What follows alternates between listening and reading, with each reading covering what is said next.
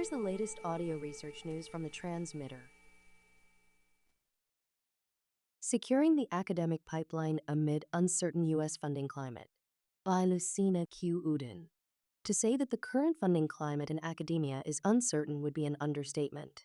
Between the drastic ongoing changes at the U.S. National Institutes of Health and National Science Foundation, along with broader anti-science rhetoric that has continued to emerge in the United States over the past year, scientists are legitimately questioning the future viability of the field. Because of the NIH bill passed in February that allows for multi-year funding, fewer labs will be getting grants. And these funding uncertainties mean that many researchers will need to close their labs or at least be unable to accept new members. Graduate programs in neuroscience, too, are understandably wary of taking in a large incoming class in the fall of 2026. The shrinking pipeline for training academic scientists is matched by a parallel issue: fewer available tenure-track faculty positions. The oversaturation of PhDs in the academic job market is not new. Indeed, much ink has already been spilled on the topic. DS in the academic job market is not new. Indeed, much ink has already been spilled on the topic. The grim reality is that only a small fraction of PhDs manage to secure tenure-track faculty jobs. Unfortunately, the problem is only getting worse. In the fall of 2025, Mark Thornton, assistant professor of psychological and brain sciences at Dartmouth University, started posting analyses of tenure-track faculty jobs in psychology and related fields on social media to help early career researchers gauge the status of the academic job market. The numbers are alarming and suggest a drop in faculty hiring in 2025 as large as that seen during the first hiring cycle of the COVID-19 years in 2020. Even worse, neuroscience and biopsychology faculty positions, shown on the chart in pink, seem to have taken a particularly large hit, with about 4% fewer positions than in 2024. Right now, in the face of these grim realities, many academic scientists are starting to lose hope. Still, I believe there are ways to make sure the academic pipeline does not completely dry up.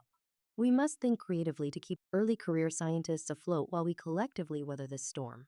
Part-time positions can help to mitigate some of the talent loss that academia currently faces.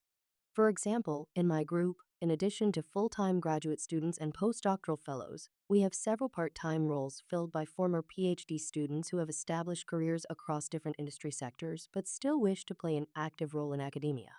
The advantage of creating these types of roles for motivated, highly trained PhDs is that they can pursue lucrative and fulfilling careers in industry while still keeping one foot in academia. When I first went on the faculty job market back in 2008, the global financial crisis had reduced the number of available positions.